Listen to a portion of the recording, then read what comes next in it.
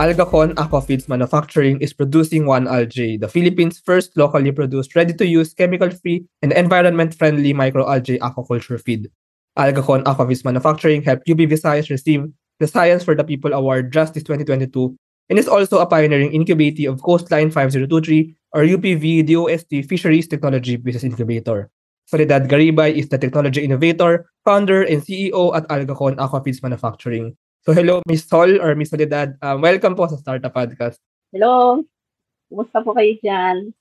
Thank you so much for inviting me here. Yes, we're very excited to learn more about AAM and actually to learn more about fisheries, to learn more about aquafeed, and especially your story po in your life from being a researcher from UP Diliman, then you moved to UP Visayas, and now you have this startup. So I hope mapagkwentuhan po natin yan today. So ano nga ba, Miss Sol, ang Algacon Aquafeeds Manufacturing? Ako rin excited magkwento sa'yo. This is something that I always want to tell to people, especially yun sa walang mga ideas about the algal phase. No? So, can I now start my story? Yes. Okay, so the Algacon Aquafeeds Manufacturing, or the AAM, is actually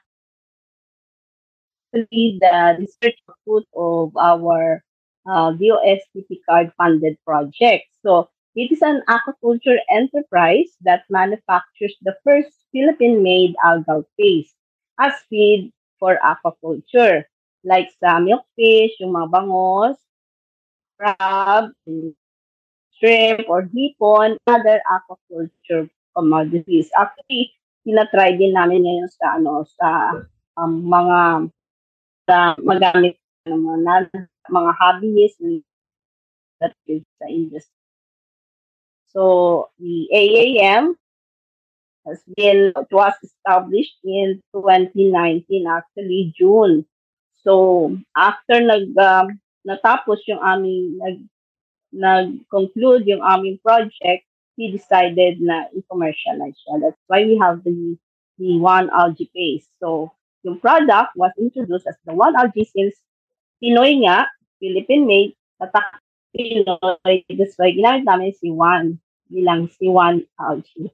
Ito'y para hindi lang sa ilang tao, kundi sa mas nakararaming Pilipino na ma-enjoy man nila yung kung ano yung pinaghirapan din sa project at saka yung pondo na binigay ng gobyerno ay babalik sa kanila in terms of the technology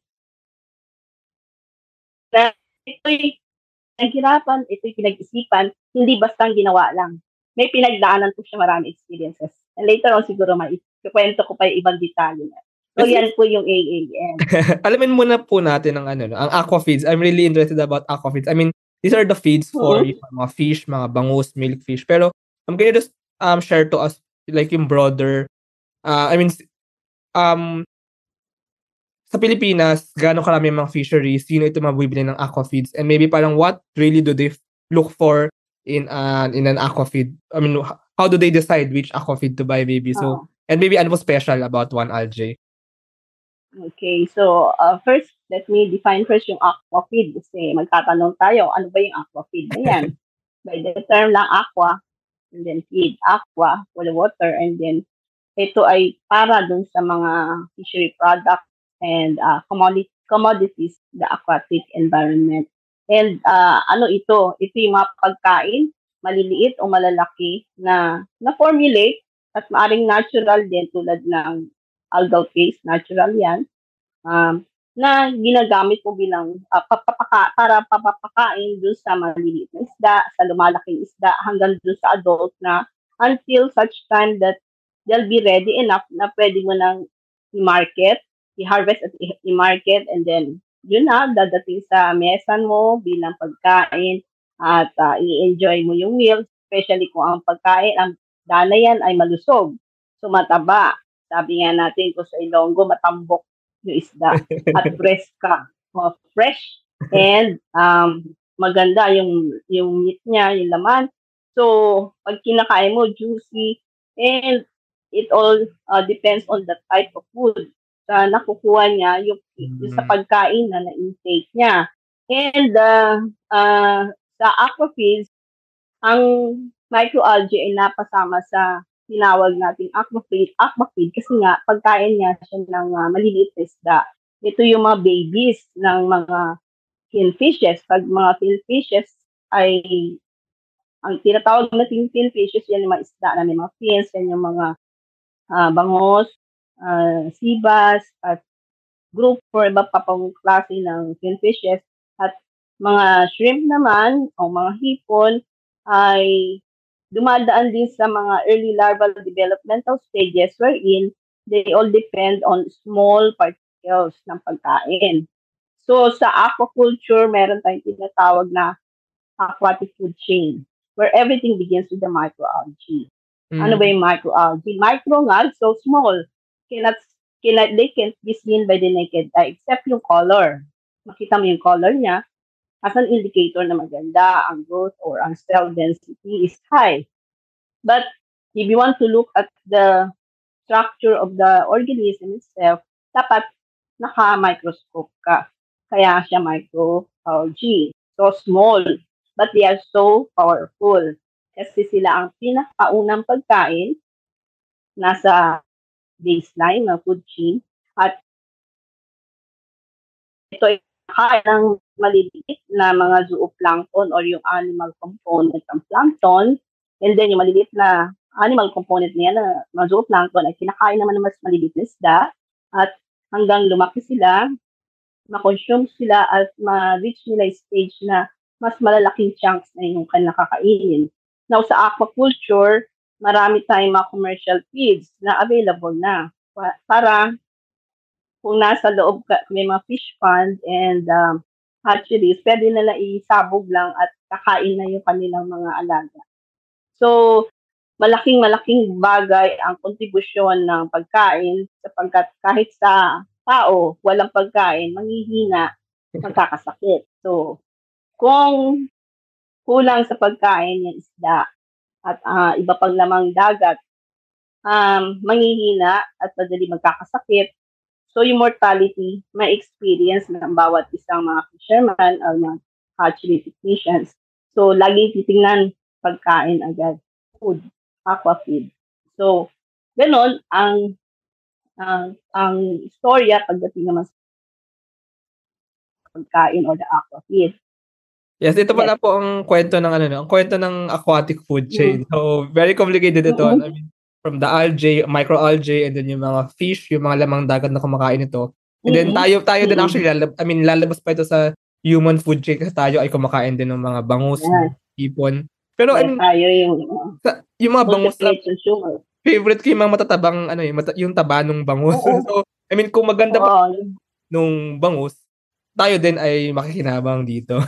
Speaking of algae, so one of the parang important science that you made with this invention or innovation ay yung pagiging chemical free and environment friendly and of course locally made and locally sourced. So ano po ba yung difference nitong mga to ng one algae sa maybe yung mga microalgae na binibili dati ng mga ibang mga fisheries before magkaroon tayo ng one algae now na locally sourced, chemical free, and environment friendly?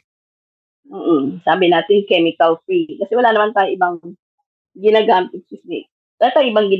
na chemicals to harvest that except that it passes through the Algacon or the algal concentrator. Ito yung device that concentrates the microalgae cells. So, yung algal concentrator was registered na as a utility model kasi it's a process, it's a device. So, nandoon yon na register siya and so using that device, we were able to concentrate the microalgae cells. So if you will just imagine in a room, like in your room, no, it's filled with microalgae. And you want to compress that. Gaano ba kalaki yung room mo dyan, Sir Johnny? Malaki-laki. Malaki-laki. And then you fill that up with water. Or si water, no? Lagay natin and then you culture the microalgae in that area.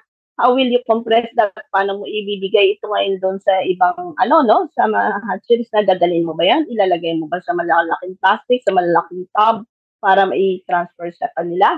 They will all begin with a small culture. So, ang kagandahan sa algal phase, na-compress na siya. Ah, And with that, kinompress siya ng algal concentrator. Na wala naman kami ginamit na chemical with that. Only that the algal cells, the microalgae cells, were a bit immobilized. Para hindi masyadong gumalaw. Okay, gusto kita i-compress, relax ka lang dyan. So, inipon siya. So, dumaan siya dun sa aming algal concentrator, and right now, you have that algal paste. So, yun yung science behind it. That's the innovation na nagawa. And we're so proud of that kasi napakatagal na niya na merong algal paste sa ibang bansa, pero wala pa tayo. That's why we're so happy na nakakam up ang project ng ganyan. And even when we started dun sa project, ang commercialization ay nasa part na ng, nasa mind na, nakasama na sa plans na hindi dapat masayang kasi may product. So, ang may main, product na bakit. Oo. ang main pala po ninyo na research, kung tama ang aking pagkaintindi, ay yung compressor, yung Algacon, yung algal compressor. Tama? No. Actually, the title of the project when we started is actually a program, the development of algal trees from different microalgae species. So during that time when we started, few aquaculture species lang ginamit namin. Kung ano yung local, ano yung ginagamit, ano ba yung available. Hindi mo tayo naghanap na iba. What is available? And so from those species na available, doon kami nag-start. Sa mass production na kaya na natin yun. Pero yung pag-handle ng harvest, hindi pa. And collectively, yun nga na-compress. Nakagawa ng device. Yun yung isang output. Yung device, nagkaroon siya ng output na pwede pala natin siyang igawin utility model. Isabit natin. So, i-protect natin technology. And so, that's it. Kaya nagkaroon ng algal concentration. Interesting, very interesting po. Ang pwede malaman yung story. I mean, I'm also a researcher. I'm also a assistant professor right now in UP Diliman. Pero I mean, I'm interested in the research part. So, like, as a scientist, as a researcher, so paano po una nabuo yung idea na gumawa ng ganitong project? And then second, I also want to ask, paano ngayon siya na-convert into commercialization and now like being for mass production, for manufacturing, for being a startup. So, pwede po ba namin malaman yung mga ganoong kwento? Yes. Actually, yung sa project, even when we started, kasi nga, yung development of algal trees from microalgae. Actually, hindi pa nga ako yung program leader that time. Pero since I've been working with microalgae, and yun in love ko talaga, and yung interest ko talaga, yung passion siguro, tawagin natin na gano'n. Na every time may microalgae, wow! Lumalaki yung mata ko. So excited na ako. Ano meron dyan? It's the influence also of my mentors, yung mga teachers ko before, na laging nakakulong kami sa laboratory niya, and then nandun lang sa microscope, tumitingin na maraming magagandang microalgae. And even yung sa Manila Bay, natingnan din namin yung phytoplankton content yan. So, tuwa ako doon. And because of that, yung influence na yon, nung mag-start yung tinanggap ko na nga as program leader, may title na eh. So, since ando doon ako sa microalgae, sabi ko, sige, ito na yon. Sinagawa namin yung first part, naka-develop na ng na-develop yung algal paste kasi may nakita na ako na magagawa. Makagawa tayong ganito. May technique na pwede tayong gawin. Anong technology tawag dyan? Pero hindi ko pa masyado naisip sa IPR o yung sa no? So, with the help of our PTBDO officers and so that time, hand in hand, isa-isa na namin. Titingnan namin nitty-gritty. Paano pa natin mapapaganda to? So we have already have that phase that time, no? Pero raw pa lang siya, hindi pa ganun kaganda. Nag-proceed kami sa second phase ng project o ng program, which is yung pilot testing of the product. So nag-pilot test kami. So while we do the pilot testing, may mga feedbacks, good and bad. So whether good or bad yan, Kung bad yan, mas okay pa nga para mas ma-improve mo, di ba? So, doon kami kumukuha ng idea how to improve it to make it better, to enhance the product. So, I think as the time goes, yun medyo nakikita namin, gumaganda yung produkto. Even the packaging, may kompleto na kami. Na-test na namin kasi part na ng research yung packaging niya. And kailangan ganito kasi yung gagamitin natin na polyethylene, yung plastic. Then kailangan double sealed, kailangan ganito. May window ba siya para makita ng ma-view siya ng mga stakeholders. And during one of our events as a DOST I was asked by one of the panelists, sabi niya, "Ma'am, are you going to commercialize your product?" Ako, hindi na ako nag-isip, sabi ko, yes. Yun lang sabi ko lang, yes. And na-approve agad. Na-approve na yung yung second year namin. And that's it. Kasi sabi ko, I'm meant to use that product to bring to the industry. Kasi sayang, yan. And yung mga individuals and as a resource speaker like this, parang nakakapuso na na-recognize ka hindi mali. Pero may mga tao na nagpa-congratulate sa iyo. They're so happy that we're able to do something else. And yun naman talaga ang purpose na research natin, di ba po, sir? Na kahit tayo nag-research, para meron tayong as part of our contribution to science and also para sa community and for the people, for the Filipino people. Very much agree. I'm very curious lang, Miss Sol, paano nyo unang nahanap yung mga, parang yung mga customers or yung mga buyers nitong Aquafeed na to? Parang in the first place, while yung ginagawa nyo pa lang yung parang pinaka-initial research, paano kayo na-connect doon sa mga buyers nitong Aquafeed? Kailangan kasi, Sir Johnny, rin tayo, yung ating PR, then yung ating mga friends, then kailangan active ka sa grupo, alumni natin. Sa bagay. Malaking bagay ang alumni. Then meron tayong mga undergrad organizations, mga college space. Ang laki-laking bagay na every time you connect to them, connect to these people, eto na, Ma'am Snow, try natin nga. Sige, try. And then, lagyan na talaga, embedded na talaga sa akin yun na every time merong lumapit sa'yo, inaano ko yung minomonitor talaga. I actually spend time din sa gabi na makipag-usap sa kanila, sa phone, gano'n. O kumusta na nagamit mo ba? How we were able to use it? Paano? May problema ganito. Okay, so try natin to. I-try mo hanggang ma-perfect niya. Ganon, hindi ko siya pabayaan lang doon. Yes. I mean, na-appreciate. Oo. Na-appreciate nila. Since you're like in UP Visayas, and UP Visayas is actually like the fisheries capital of the Philippines. So, I mean, you already have those network of fisheries, of hatcheries na parang basically it's a community, it's an ecosystem, and you're supplying the locally sourced microalgal paste. Speaking of Coastline 5023 or yung TBI, Fisheries TBI ni UP DOST. So, paano naman po kayo na pasali dito sa incubation program na ito, and like how did it help you and Algacon Aquafeeds Manufacturing maybe into commercialization, into building further pa yung business or yung product? So, kamusta po ang inyong experience dito?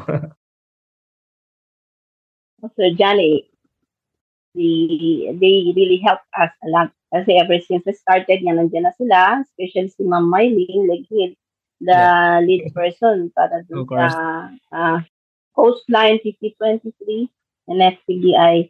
So, siya yung matyaga talaga, nakatutok yan talaga sa akin. Miss Sol, ano na gagawin natin? Miss Sol, ganito.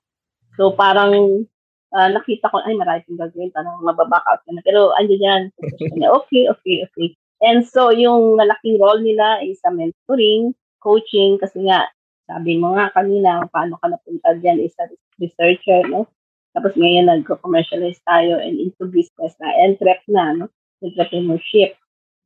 Talagang wala kami ako, lalo na sa akin, wala akong kalam-alam doon. From the lab to the market. Ano ba to? And then, one by one, may mga training programs, invite kami, attend ka nito. Accounting for non-accountants. Wow! So, nakakatuwa kasi when I attended those trainings, sabi ko, ay, maganda nga, no? Hindi lang pala yung numbers. Kasi ma-realize mo na bawat galaw mo, since nandun ka sa business na yung pinag-usapan, then you should think about ito, hindi lang revenue, it's also relationship with people.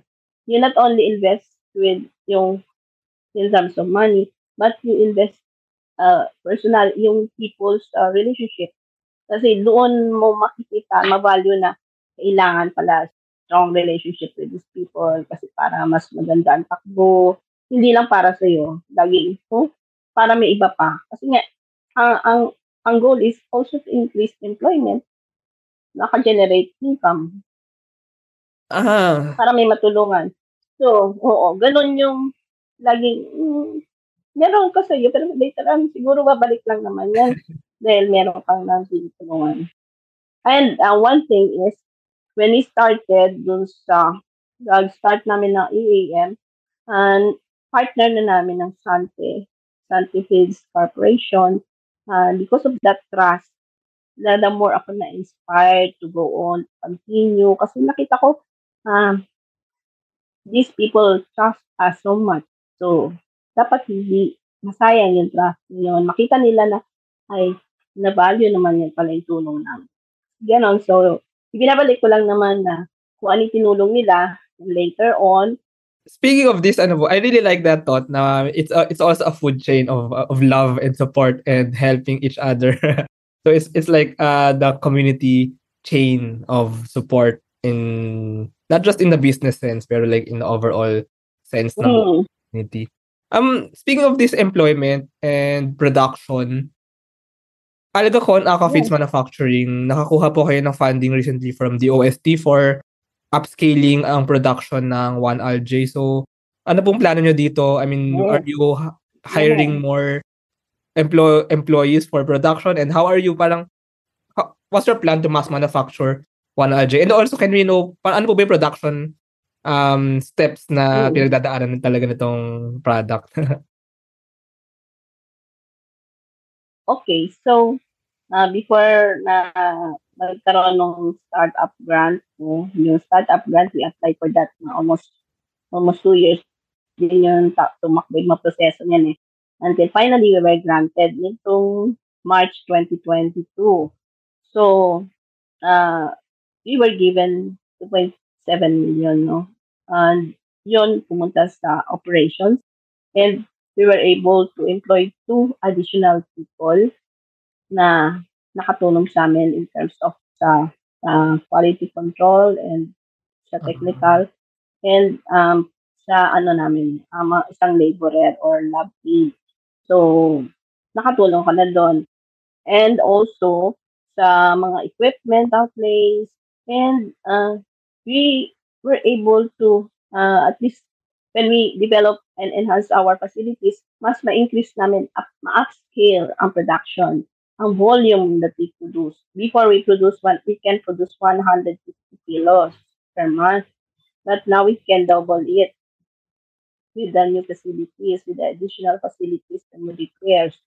And aside from that, ang magandang tulong talaga kasi DOS, ay back-upan kanila. With so many mentoring and coaching through the UP ISSI din. Yan, hindi tayo pinapabayaan. Every month, meron tayong bagong activities, meron tayong bagong event, and mga training programs online na naman, so hindi maapektuhan ang aking trabaho. My main function as a researcher kay continues kasi nga hindi mo naman kailangan magbabad trabaho, may tao na dun meron ng well-trained personnel, so sila na lang, all you have to do is to check, to call what happened. So kung may problema, then that's the time we call a meeting to address the problem. mitigation o damage control, whatever. So, kailangan lang from time to time you check and monitor. So with the startup grant, I am more confident that we can be independent. Actually, mag-graduate na rin kami as incubatee ng FPBI. So, once we graduate, meaning we should be ready to be on our own, independent na. And with that, it means na part of our plan would be we should also develop our own structure, our own facilities, and by then we should be able to sustain the operations without depending on other sources. But of course, there are still some windows na pwede naman natin applyan. Well, right now, I can say na maliit pa rin naman ang AAN, hindi pa naman to nasa small scale pa rin siya. So, hindi pa naman siya ganoon kalaki, kagande. But then, malaki ang potential. That's why pinipresent natin sa mga gatherings. And soon, we will have this roundtable discussion, RTD, with the PCCI, Philippine Chambers of Commerce, sa Taguig by the end of this month. So, magpa-present kami doon with our technology and looking with the hope to find investors also and to meet people, those who are interested with the technology. So, right now, ang focus namin is on the marketing aspect. Kasi, maliit na percent pa lang ang na-penetrate na market. Hindi mo naman kayang buuin ang Luzon, Visayas, and Mindanao. Tayo'y maraming maliliit na islands na pwede pang marami pang mga hatcheries na hindi pa natin naaabot kasi nga magkakahiwalay. So how much more kung lahat yun maabot mo na. Kulang yan. And we need more people to work. And that's it. Siguro, by then, baka nag-retire na ako. Naka-full time na sa work. Working with microalgae is very interesting for me. Hindi ako nagsasawa. Wow, that's really inspiring to hear. Just a follow-up question lang, Miss Sol. Sa ngayon, like sa lab ba ginagawa yung yung Juan Algae? And maybe in the future, plan niyo ba magkaroon like ng factory or like ng malaking production space for the algae? Actually, meron ng mga potential partners na pwedeng mag-start doon. But we are still studying yung anong strategy ang dapat gawin. And of course, I'm still connected with the university. Hindi naman ako pwede na basta lang pumasok doon sa ganun na without doing my part and role sa university. Kailangan gawin ko pa rin yung mga trabaho natin, no? So, it's just a part of me na nando doon. Kailangan. And since because of that RA 16055 na kailangan yung mga technology nga natin makarating doon sa dapat na mga beneficiaries, tech transfer ng technology or research utilization, whatever you call it, basta makarating sa community, yun yung main goal. It's not the money, but how you make the change or how you make a difference of with the people around you. No, so ganon. Sir. About the fisheries and the hatcheries po. So, plano nyo ba like ma-reach talaga? I mean, in the Philippines, we're an archipelago. Gaano po ba karami ang fisheries or hatcheries sa buong bansa? I mean, I'm not that familiar with this. Parang lahat ba ng yes, sir. So, actually, based dun sa data, there's at least 391 registered. There are many backyard hatcheries na hindi naman registered, hindi na na-capture sa data. And I'm sure meron pang mga iba na hindi, mga malalayong lugar, remote areas, baka hindi pa na-include dun sa mga data na yan. There's so many. There's a 391 mo, 10% mo lang mag-full time na utilization, ay kukulangin ka na. And then, yung kasing product can serve also as a raw material for other uses. Madami kasi application. Microalgae is very And also napag-usapan po natin before before the actual recording. Since local, Yes. Juan Algae lang ang locally produced microalgae. So mas mura ito at mas mabilis mapoprocure ng mga fisheries kaysa dun sa mga foreign kaysa pag bumili ka abroad. Tama po ba ito? Tama ba? Yes, oo. Kasi yun na nga, yung permits, yung shipment fee, storage fee mo sa pagdating sa Pilipinas, hindi mo kaagad makuha yan eh. It will take about ilang days pa, no? Antayin mo pa. So, you have to pay for the storage fee. So, nowadays, I don't know kung may mga bago na sa mga protocols natin. But then, at the moment, we focus on improving our product. Always sa quality lang kami, the product quality, doon na kami nag-focus. And we really want that product to increase also the species na hawak namin. Right now, we have 5 species and we're planning to add more para mas maraming reach. Hindi lang ilang species, ilang commodities ang makayang makita, kundi mas marami available sa kanila. And those that will really compete with other products from abroad or from other places. So, for those who are interested, mas mabuti siguro din po. We will later give you the contact number din para you can call us kung gusto magkwento-kwentuhan. Okay, yun sa akin. Just to end this conversation, Miss Sol, I really like what you're saying kanina na parang you're really doing this for people. You're really doing this to help fisheries and eventually tayo mga Pilipino, mas pag healthy ang ating mga lamang dagat, healthy din ang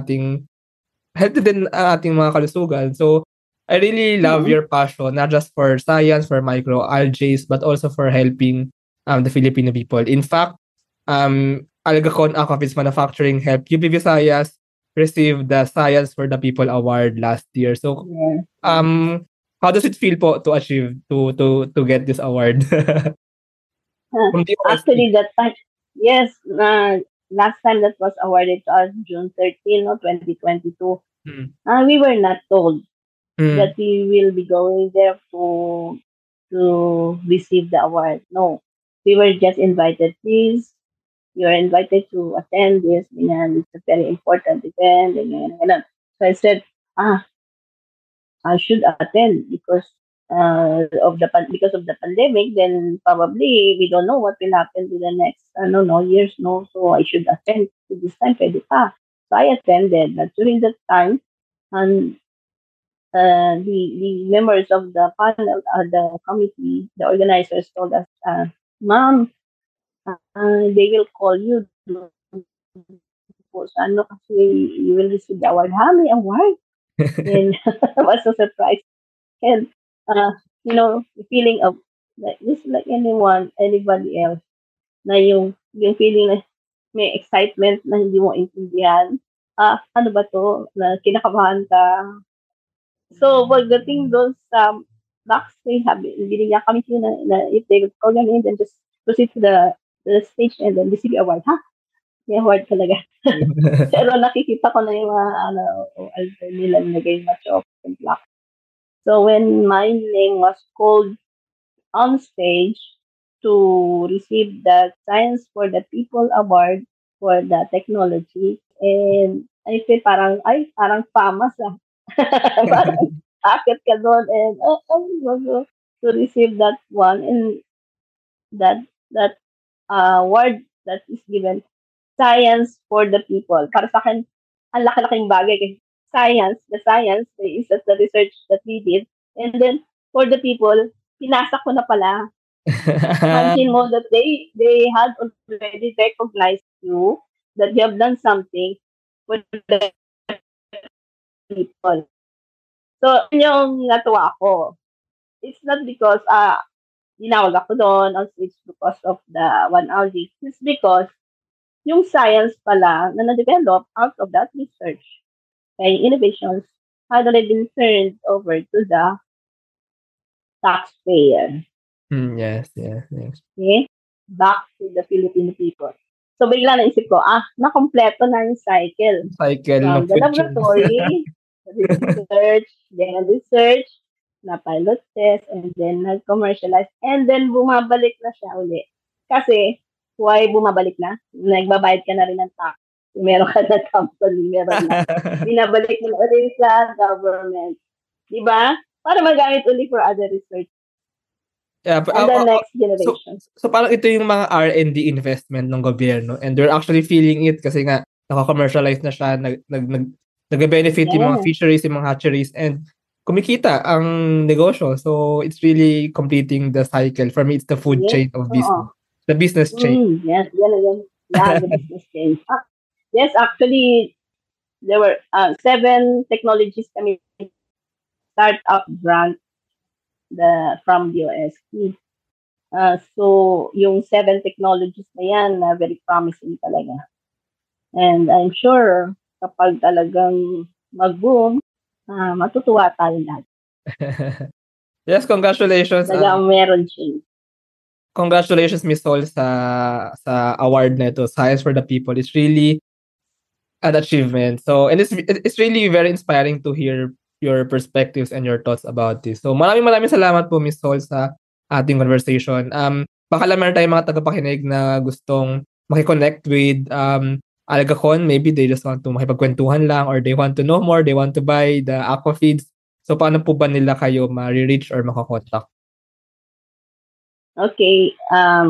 For those interested and for more information, you may contact us at my number, 0977-853-0013, or to the official number ng Algacon, which is 0967-318-5326.